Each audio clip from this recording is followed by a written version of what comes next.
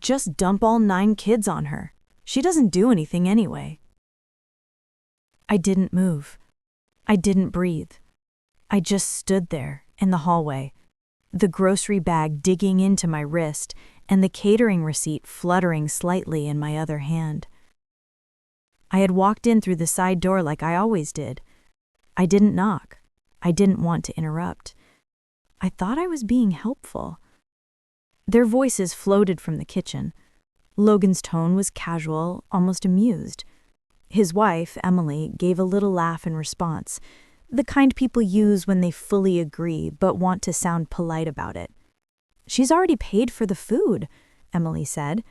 "The least she can do is keep the kids upstairs." I blinked. The receipt crinkled in my hand, and I realized I was squeezing it too tightly. The total, $1,963.75. I hadn't even told them I was covering it. I just wanted Christmas to go smoothly this year. I thought if I handled the meal, they'd be grateful. "You know she'll do it," Logan added. "She always does." I stepped back without making a sound, slipped out through the same side door I'd come in, keys still in my coat pocket. My car was cold. I sat for a minute before turning it on, not because I didn't know where to go, but because I didn't know where I stood anymore. He wasn't a cruel son, not overtly. He still called once a week, still hugged me when we met, but somewhere along the way I'd stopped being a mother and started being the default, the one who always said yes. The engine clicked to life.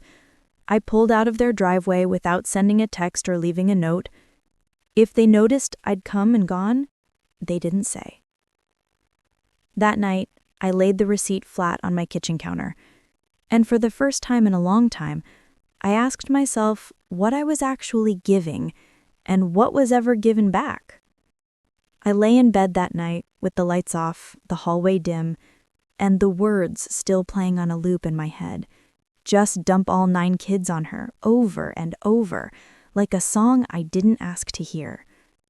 I stared at the ceiling, and somewhere between midnight and morning, my memory wandered too, every time I'd said yes. Logan's wife had a minor surgery once. I took over school pickups, dinners, even laundry. When Maria, my daughter-in-law's sister, had her 3rd child, I babysat the other 2 for an entire weekend because no one else could handle them. No payment, no sleep, just expectations dressed up as family values. My younger son Dylan moved to Oregon 6 years ago. He's different, quieter, more careful with what he asks of me, but he's far away. And Logan stayed local, which slowly translated into available and eventually into responsible for everything. It crept up gradually, helping with birthdays, then holidays, then childcare, just until they got back. It never stopped. This year, I'd been promised rest. Logan said it after Thanksgiving, standing in my kitchen poking through the cranberry leftovers. "You've done enough, Mom. We'll take care of Christmas this year. Just show up and relax." I believed him. The following week, I prepaid for catering. It was supposed to be my gift.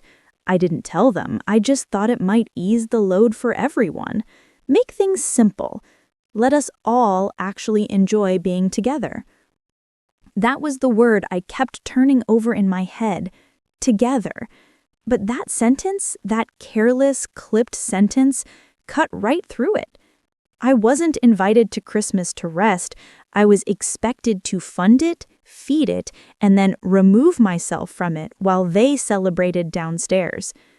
At 3 a.m., I got up and made a list on the back of an old receipt. Every year I'd hosted, every chore I'd picked up, every errand I'd run. And next to it, I left a blank space titled Received. I stared at the paper the next morning, the 2 uneven columns still sitting on the kitchen table.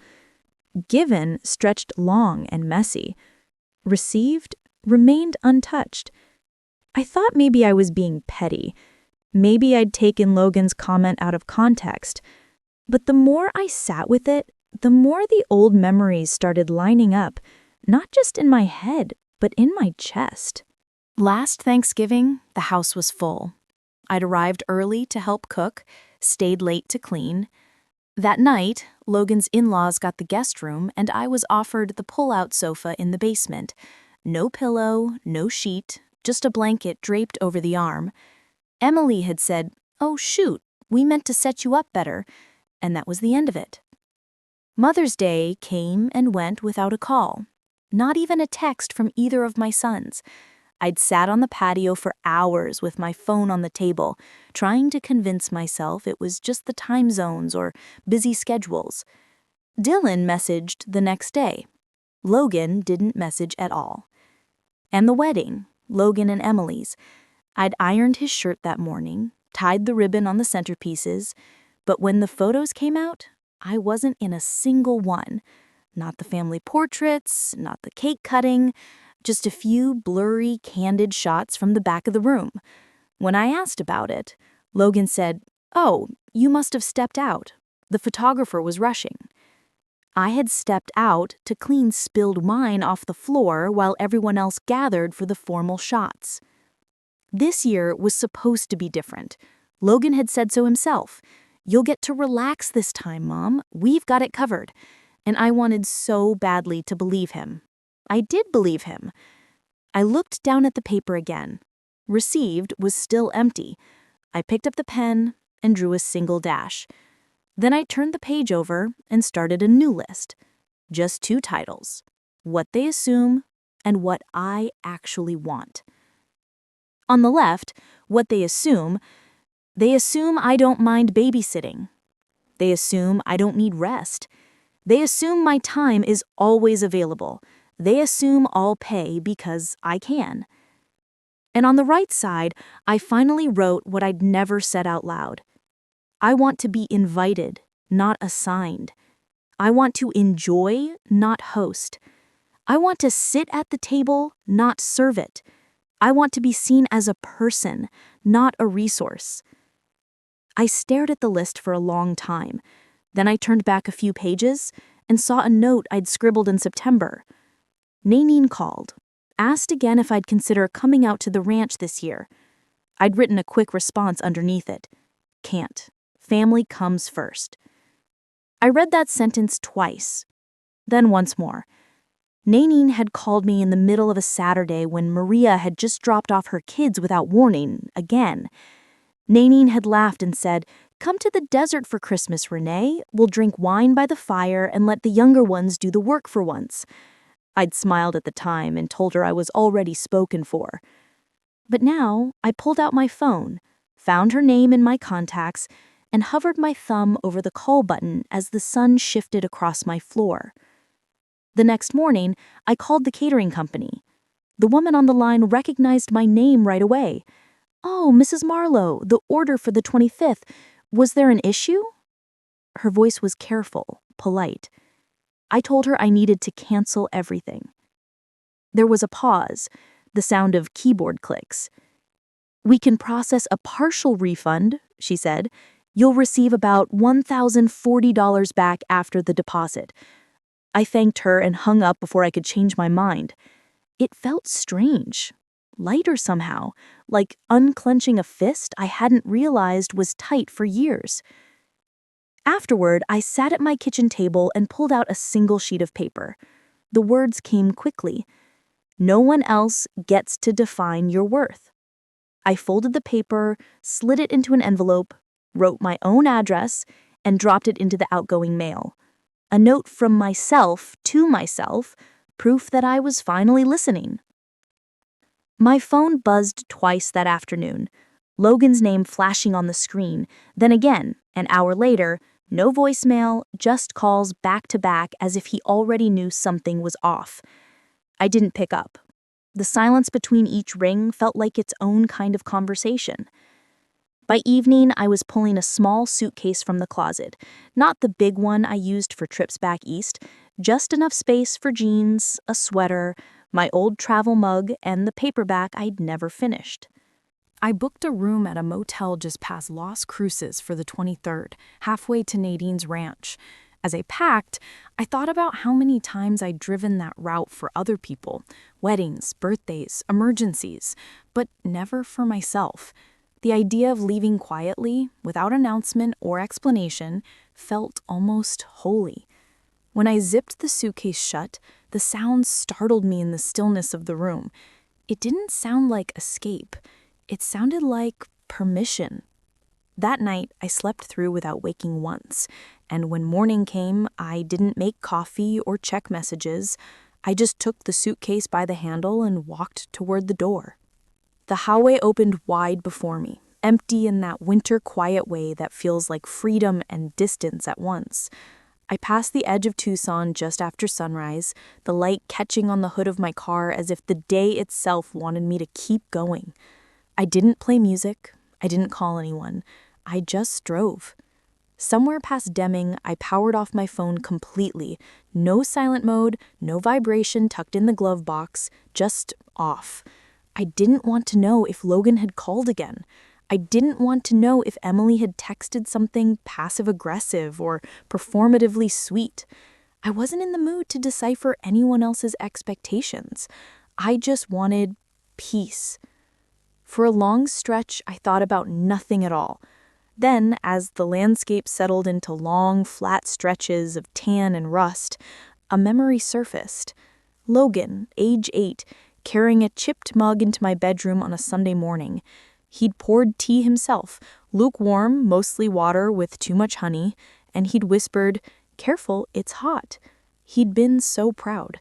I remember thanking him, pulling him under the blanket beside me, letting him fall back asleep against my side. That boy felt like someone I used to know.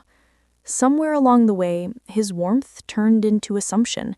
He stopped asking and started handing me obligations, wrapped in politeness. But when? Exactly when did I stop being someone he looked up to and become someone he leaned on without ever looking back? I kept wondering if he'd changed or if I'd just never noticed how early the pattern had started. Maybe it was always there. Soft comments that I brushed off, choices I let slide because I thought love meant flexibility. I still loved him. That hadn't changed. But I was beginning to understand that love doesn't require you to offer yourself up like a spare tire every time someone else gets stuck.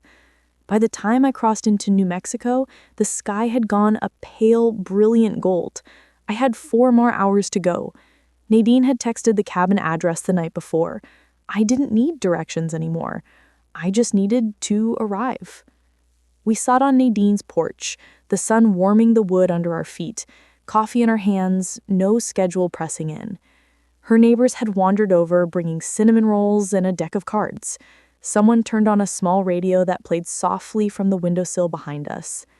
It didn't feel like Christmas Eve, not in the usual sense. No Scrabble, no matching pajamas, no kids underfoot. It felt breathable. Then my phone buzzed. It was face down on the side table. I already knew who it was before I turned it over. Logan. The name filled the screen again. The last missed call had been 3 days ago, before I powered everything off. I waited. 3 full rings. Then I picked up. "Where are you?" His voice was clipped, already halfway to angry. I sipped my coffee before answering. "Not at home, not with you." There was silence. "I know about the plan. I was standing in the hallway when you told Emily to dump the kids on me. I heard every word."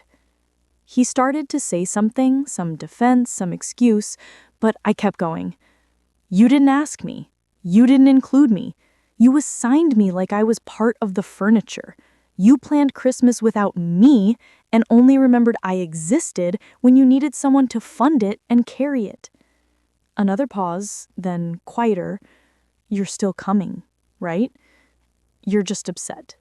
"No, Logan, I'm not coming. I canceled the delivery. The food, the gifts, all of it. I never told you, but I paid for it. And now I've taken it back." "Mom, you're being dramatic." "I'm being honest. There's a difference." I could hear voices in the background. Emily, maybe Maria. Someone asking, "Is she on her way?" "No," I said. Not to them, not to him, but to the idea that I'd ever show up the way they expected again. I'm not. Then I ended the call, powered the phone off, laid it beside my cup. Nadine didn't ask what happened. She just passed me another cinnamon roll, and we sat there as the quiet wrapped around us like something earned. Christmas morning came quiet and unhurried. No alarms, no children tugging at sleeves, no oven timer yelling from another room, just the soft creak of floorboards and the smell of broth simmering in the kitchen. I padded in barefoot and found Nadine already at the stove, humming. She handed me a spoon without asking, and I stirred the pasole while she chopped cabbage and lime. No instructions, no pressure, just space, a kind of ease I hadn't felt in years. By mid-morning, more neighbors and friends began to arrive, carrying bowls, blankets, and folded paper crowns. Someone brought tamales wrapped in foil. Someone else opened a bottle of cider and passed it around like communion. We weren't performing Christmas here. We were simply living it. I helped set the long table on the back porch, 12 chairs, mismatched plates, a few sprigs of eucalyptus someone had clipped from their garden. Nadine gestured to the end seat. "That one's yours," she said. Not out of obligation, but warmth. There was no job waiting for me, no stack of dishes in the sink, no kids to corral, just a chair. People told stories about bad dates and failed cookies, and the one Christmas a turkey exploded in someone's oven. They laughed and passed cornbread and asked me where I was from and how I knew Nadine. No one looked past me to check a timer. No one asked what I could help with next. I hadn't realized how long it had been since I'd sat at a table without a role. Not the planner, not the backup, not the one who stayed late to sweep crumbs no one else noticed. Here I was, just Irene. And that was enough. After lunch, someone started a card game and someone else brought out folding chairs. The sun was still high and the breeze had softened. I sat on the porch rail, sipping cider, feeling full but not overstuffed for once. A different kind of full. And that's when the thought came, simple and quiet. I don't have to go back to how things were. It was the morning of the 29th when they came. I'd been unpacking laundry, folding it slower than usual, letting the silence settle back in. The knock was sharp, fast, and full of purpose. Not polite, not tentative. I already knew who it was. Logan stood at the front of the group, jaw tight. Emily right behind him, arms crossed, and next to her, Maria, her expression pinched, like she was holding in words she'd already rehearsed. I didn't say anything. I just stepped aside and let them walk in. They didn't ask permission. "You embarrassed us," Emily said first. No hello. The food never showed up. People asked questions. Maria chimed in next. "Do you know how much we had to scramble? Rick and I ran to 3 different stores." "You ruined Christmas," Logan added, like he was stating a fact, not an opinion. I stood near the counter, arms resting on the edge. I waited. Let the words pile up like wet laundry. When the silence finally opened for me, I spoke quietly. I didn't ruin anything. I just stepped out of a role I never agreed to play. Logan blinked. "What does that even mean?" "It means I'm not your staff. I'm not the free babysitter, the invisible cook, the one who quietly fixes everything behind the scenes. I'm your mother, not your employee." Maria scoffed. "So you punished everyone because you were tired?" "No," I said, looking straight at her. "I chose not to be used. That's not punishment. That's protection." None of them spoke after that. Emily looked like she was waiting for me to back down. Logan looked confused, like something familiar had slipped out of reach. Maria kept shaking her head like I was being unreasonable. I stepped toward the door and opened it. "If you came for an apology, you're not getting one." They hesitated, like maybe they thought I'd change my mind. I didn't. They stepped out. I closed the door behind them slowly, without slamming it, and locked it with a quiet click. Then I turned toward the window and let the stillness return. It's been 2 months. The holidays passed without fanfare, and January slipped by like a quiet breath. I didn't send a New Year card. No one sent one to me. Most Saturdays now, I walk to the public library. There's a reading nook by the southwest window that gets the best light in the afternoon. I bring a thermos of coffee and whatever book I've pulled from the new arrival shelf. Sometimes I finish them. Sometimes I just sit, letting the quiet wrap around me like a soft shawl no one else is tugging at. On Thursdays, I volunteer for a few hours at the clinic down the road. Just front desk work, clipboards, check-ins, warm greetings for strangers who don't expect anything more. It feels simple, useful, but never heavy. I haven't blocked Logan's number. He called twice in January, both times late at night. No voicemail, just missed calls. I didn't call back, but I didn't delete him either. It's not about punishment. I'm not angry anymore. I just don't need to chase him. I think he's still waiting for the version of me who dropped everything when someone else forgot. The version who absorbed chaos without flinching. The one who handed over time like it cost nothing. But she's not here right now.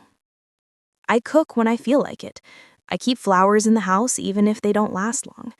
I say no when I mean no, and yes when it's real. No one texts me asking for weekend help anymore. The silence used to feel like exile. Now it feels like a room I finally have the key to. Sometimes I still catch myself reaching for my phone out of habit, wondering if I've missed something important. But most of the time I don't. Most of the time I sit back in my chair, exhale, and feel the shape of my life settling into something that belongs to me again. Not borrowed, not expected, just mine.